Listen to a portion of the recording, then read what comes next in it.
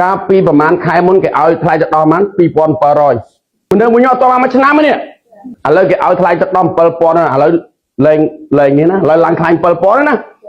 មិនទាន់បានមួយឆ្នាំផងល្បីប៉ុណ្ណឹងបាទហើយចុះទម្រាំបានមួយឆ្នាំ2ឆ្នាំល្បីប៉ុណ្ណាដែរមកតែ3ថ្ងៃណាឲ្យទូទាំងប្រទេសមួយខែទៀតក៏រកប្រាក់ចំណូលមិនបាន 1000 2000 ឲ្យធាក់ខ្ញុំអាភាពក្រនេះសាហាវណាស់មិនធម្មតានោះទេដូចអំបិលមកក្តាប់បោះចោលក្នុងទឹកទលេក្រមអញ្ចឹងគ្មានពណ៌គ្មានក្លិនគ្មានរសជាតិទេមកគ្រួសារ10នាក់ហ៊ានតែណាគេក្រជាងគេអន់ជាងគេខ្ញុំមិនសូវស្ដាប់ទេគេអត់សូវខ្វល់ទេហ៊ានតែមកគ្រួសារនឹងមានជាងគេជោគជ័យជាងគេគេស្ដាប់តែម្នាក់ហ្នឹងត្រូវទេតែបើយើងមានបើយើងជោគជ័យបើយើងរីកចម្រើនទូបងប្អូនទាំងអស់គ្នានិយាយខុស 70% ក៏គេថាបងប្អូនទាំងអស់គ្នានិយាយត្រូវដែរមកគ្រួសារនឹងមានអ្នកណាគេមានជាងគេស្ដាប់តែអ្នកហ្នឹងបងប្អូនមួយចំនួនដែលមកទីនេះមានសំណាងហើយដែលឪពុកម្ដាយនៅមានឪពុកម្ដាយជូនបងប្អូនទាំងគ្នាមកដល់ទីតាំងកន្លែងនេះដូចជាខ្ញុំក្មេងកំព្រាអាយុតាំងពី 12 13 ឆ្នាំមកតស៊ូនៅរាជធានីភ្នំពេញដេកតាមចើមផ្លូវដេកតាមទៅមុខផ្ទះគេតែខ្ញុំពិតជាអរគុណឪពុកម្ដាយរបស់ខ្ញុំពីមុនខ្ញុំខឹងឪពុកម្ដាយខ្ញុំហេតុអីបង្កើតខ្ញុំមកក្រម្លេះវិធានាម្លេះពិបាកម្លេះតែនៅពេលដែលខ្ញុំធំដឹងក្តីបានខ្ញុំអរគុណឪពុកម្ដាយខ្ញុំដែលបង្កើតខ្ញុំមកធ្វើឲ្យខ្ញុំក្លាយជាមនុស្សខ្លាំងមនុស្សឯករាជ្យមនុស្សអស្ចារ្យពឹងទៅលើសមត្ថភាពខ្លួនឯងអត់ពឹងម៉ែអត់ពឹងបងអត់ពឹងប្អូនអត់ពឹងនេះអត់ពឹងនេះនោះមនុស្សដែលខ្លាំងគឺពឹងទៅលើសមត្ថភាពខ្លួនឯងมันអាចពឹងទៅលើម៉ែឪបានទេมันអាចពឹងទៅលើនេះនោះទៀតបានទេឡយហ៎បាទអស់លោកពឹងម៉ែទិញឡានណាមួយគ្រឿងពឹងគេម៉ែឪទិញឡានមួយគ្រឿងម៉ែឪចែកគេឲ្យទិញផ្ទះមកល្វែងអាមួយនឹងគ្រាន់បាក់ស្អីវាខំតែម៉ែឪចែកឲ្យវាឡានក៏វាគ្មានជិះស្អីក៏វាគ្មានដែរ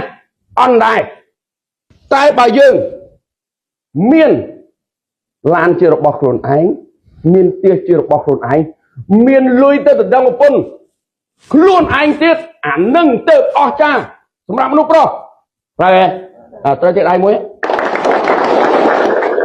ភាពខ្លាំងរបស់មនុស្សគឺកន្លែងហ្នឹងនិយាយពីរឿងស្រីវិញប្អូនស្រីវិញថ្លៃទឹកដោះ $5000 តែបើរកលុយទិញឡានជិះជារបស់ខ្លួនឯងមានគ្រឿងអលង្ការជារបស់ខ្លួនឯងមានផ្ទះជារបស់ខ្លួនឯងថ្លៃទឹកដោះឡើង $50000 ត្រូវទេអានេះមិនខ្លាំងអត់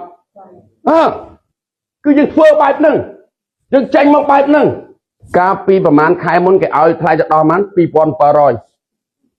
ឥឡូវគេឲ្យថ្លៃទៅដល់ 7000 ឥឡូវលែងនេះណាឥឡូវឡើងខ្លាញ់ 7000 ណាមិនដឹងមួយតមកមួយឆ្នាំនេះស្គាល់ធ្លាប់ឃើញគាត់អត់ធ្លាប់ឃើញតាម Facebook អត់មិនទាន់បានមួយឆ្នាំផងល្បីប៉ុណ្ណឹងបាទហើយចុះទម្រាំបានមួយឆ្នាំ2ឆ្នាំល្បីប៉ុណ្ណាដែរពូនមែន